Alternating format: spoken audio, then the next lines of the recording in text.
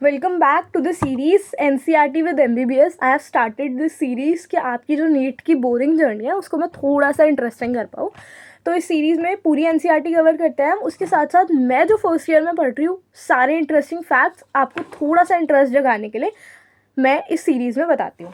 सबसे पहले हमने रेस्पिरेटरी वाले चैप्टर की पहली वीडियो कंप्लीट कर लिया है, जिसमें हमने ऑलमोस्ट पूरा आधा चैप्टर कंप्लीट कर लिया है।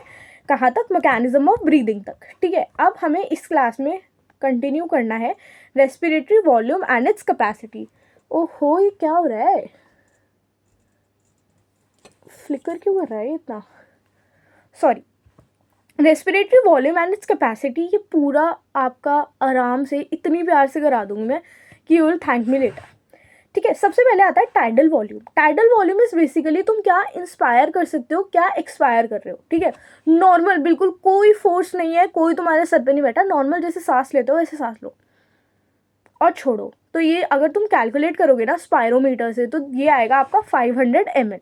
तो 1 मिनट में हम 12 से 16 बार ब्रीथ करते हैं, तो 500 इंटू 12 तो ये हो जाएगा आपका अप्रॉक्सीमेटली 5000 से 6000 पर मिनट।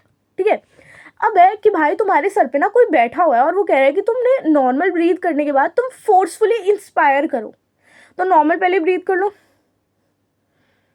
अब वो कह रहा है कि फोर्सफुली तुम जितनी एयर अंदर ले जा सकते हो ना वो लेके जाओ, तो वो आएगी आपकी अप्रोक्सीमेटली 2500 टू 3000 ml।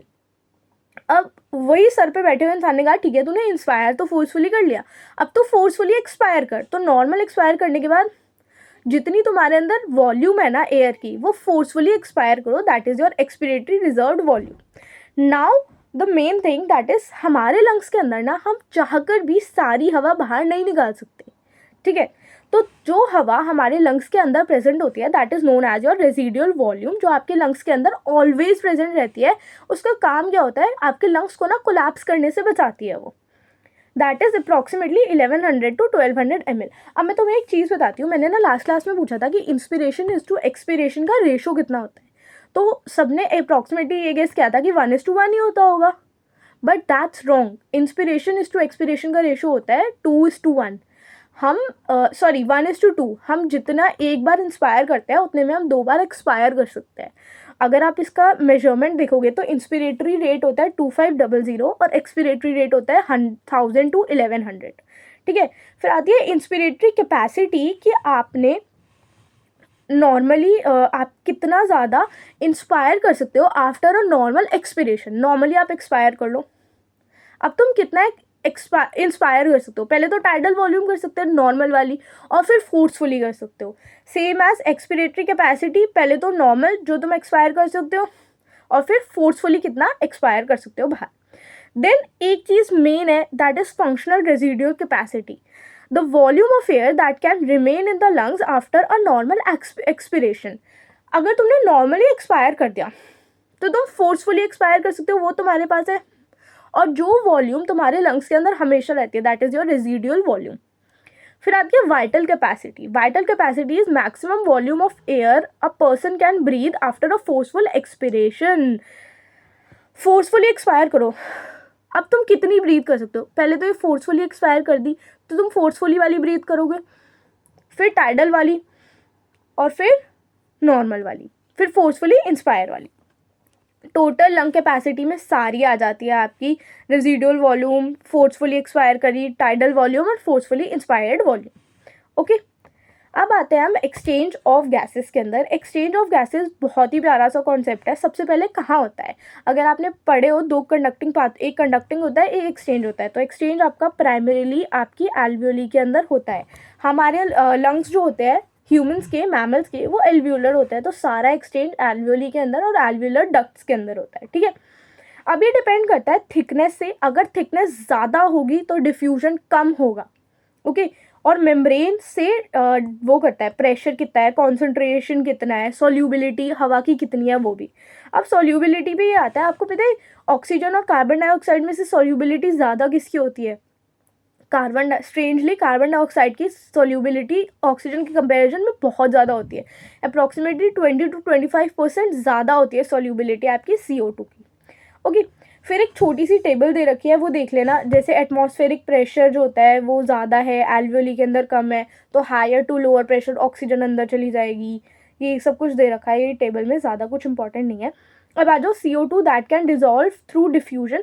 इसकी ना ये दे रखी है 20 to 25% हायर होती है ये, ठीक है, कंपेरेटिव टू द O2। उसके बाद आती है diffusion membrane is made up of 3 major layers. 3 major layer होती है। One is your squamous epithelium, then you have endothelium and then you have basement membrane. 3 layers important है, question आ रखा है squamous epithelium, endothelium and basement membrane.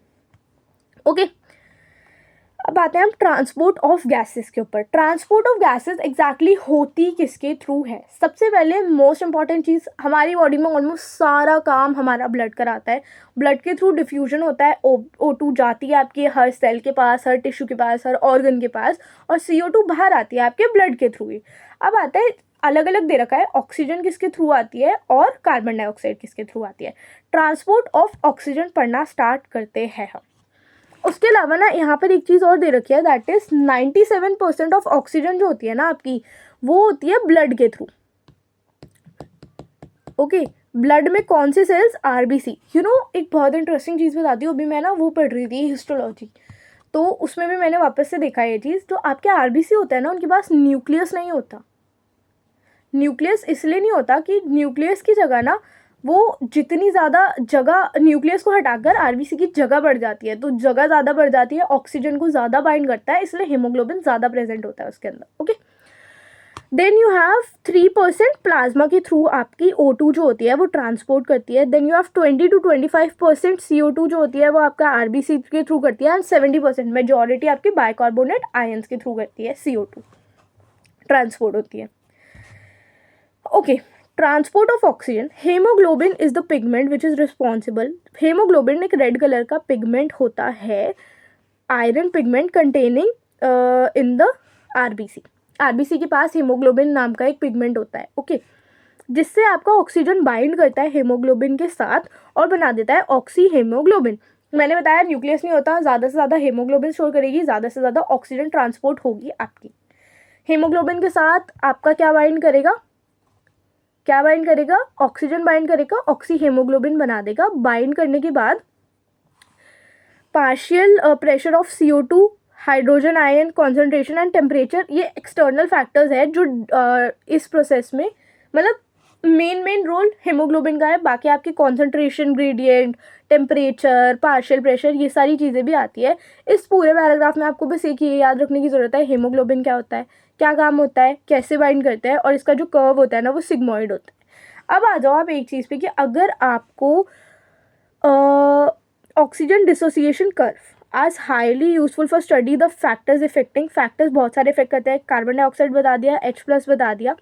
अब अगर आपको in the alveoli के पास हाई PO2 होता है क्योंकि ऑक्सीजन ज़्यादा होती है और कार्बन डाइऑक्साइड कम होती है कंपेरेटिवली, और लेस H+ और लो टेम्परेचर होता है। ये जो चीज़ें है ना ये फेवरेबल है, ये ज़्यादा से ज़्यादा ऑक्सीजन को बाइंड कराएगी, ठीक है। ऑक्सीजन हाई, कार्बन डाइऑक्साइड लो, कार्बन डाइऑक्साइड इनफैक्ट सब कुछ, बस ऑक्सीजन हाई चाहिए, H+ लो, टेम्परेचर लो, सब कुछ इसे लो चाहिए। जो अगर आपको इसको डिसोसिएट कराना है तो बिल्कुल उल्टा कर दो, ऑक्सीजन लो कर दो, carbon dioxide high, H+ high, temperature high, ठीक है। फिर आता है कार्बो ऑक्सी हीमोग्लोबिन, 20 to 25% ज़्यादा सोल्यूबल होता है, ये ज़्यादा अच्छे से बाइंड कर सकता है। सेम इसमें क्या है, CO2 हाई कर दो अगर तुम्हें बाइंड करानी है, ऑक्सीजन लो कर दो, और बाकी सारी चीज़ें H+ हाई, टेम्परेचर हाई। और अगर बिल्कुल डिसोसिएट करानी है तो सब कुछ उल्टा कर दो कि CO2 लो कर दो, ऑक्सीजन हाई, H+ लो, टेम्परेचर लो, ठीक है।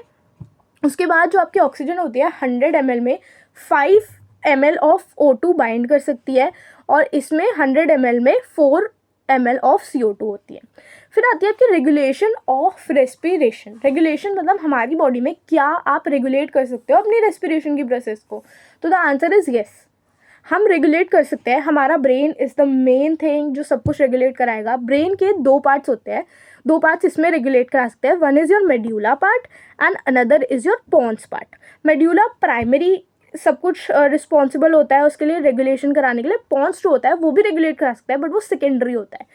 Pons is also known as pneumotaxic center, ठीक है। ये moderate and function of this rhythm उसके अलावा ये क्या कर सकता है, रिड्यूस कर सकता है ड्यूरेशन। और ये जो एक और कीमो सेंसिटिव एरिया होता है जो हाईली सेंसिटिव होता है आपका CO2 के लिए और H+ आयंस के लिए। ओके, उसके बाद increase in the substance can activate the centre which turns a signal the rhythm centre that make necessary adjustment in the respiratory process by which these substance can be eliminated. Respiratory association with aortic arch and carotid artery. मैं एक बात बताऊँ, MBBS में you love this thing, carotid artery और aortic arch. अगर तुम मेरे को वो करो, इस कमेंट सेक्शन में डाल देना, मैं बहुत अच्छे से पढ़ाऊँगी। हमें एनाटॉमी में इन्होंने इतना प्यारा पढ़ाया था हर आर्टरी के बारे में, कैसे लंग्स में जाती है, कैसे होता है। You will going to love that, ठीक है।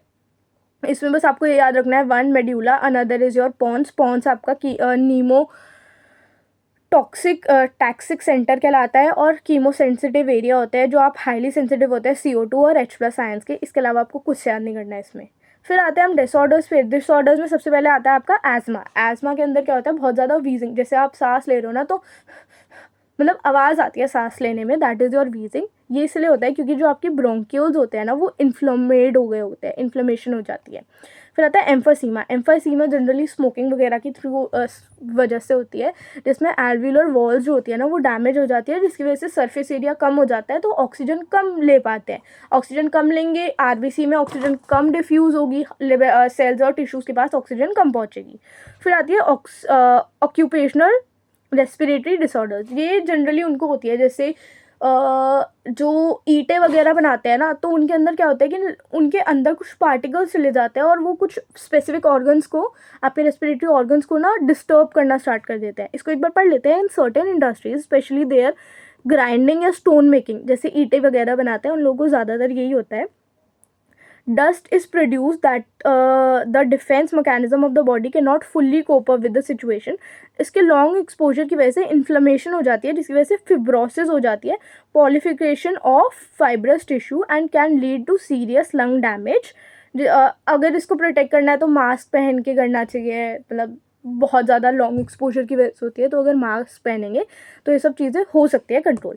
उसके अलावा एक डिजीज़ और बताती हूँ, that is very common, pneumonia. Pneumonia सबने सुना होगा। निमोनिया में भी ना क्या होता है कि आपकी जो एल्वियोली है ना उसके अंदर फ्लूइड फिल होने लग जाता है, जिसकी वजह से वही है, सरफेस एरिया कम हो जाता है, हवा कम जाती है, ऑक्सीजन में बाइंड कम होगी, हीमोग्लोबिन वगैरह कम होगा, तो उसकी वजह से सांस लेने में दिक्कत, टिश्यूज़ के साथ नहीं पहुँच पा रही, तो उन सब चीज़ों में दिक्कत होती है। एंड आपके नेल्स जो होते हैं ना वो भी ब्लू हो जाते हैं निमोनिया में। Okay, so here we come to the end of this chapter. यार ये तो बहुत ही जल्दी कर लिया हमने, लाइक 12-13 मिनट में ही हो गया चैप्टर। बहुत छोटा चैप्टर था। इससे अगर क्वेश्चन आएगा तो आपकी वॉल्यूम से पूछ सकता है वो क्वेश्चन, तो इसको थोड़ा सा अच्छे से कर लेना। छोटा चैप्टर है तो ज़्यादा अच्छे से हो जाएगा। ओके, तो इस क्लास को यहीं पर एंड करते हैं। Next topic is important, body fluid वाला टॉपिक है, वो अच्छे से करेंगे सारे। और इनफैक्ट बहुत ही प्यार से हमारी टीचर ने हमें ब्लड उसके बारे में पढ़ाया है। ब्लड हिस्टोलॉजी के उससे रिलेट करके पढ़ाऊँगी थोड़ा सा, और हार्ट वगैरह के बारे में एनाटॉमी से रिलेट करके पढ़ाऊँगी। आई होप कि आपकी नीट की जर्नी को थोड़ा सा आसान बना पाऊँ मैं। ओके, तो चलो इस वीडियो को यहीं पर एंड करते हैं। अपने कमेंट सेक्शन में अपने सजेशन ज़रूर ऐड करें। तब तक के लिए बाय बाय।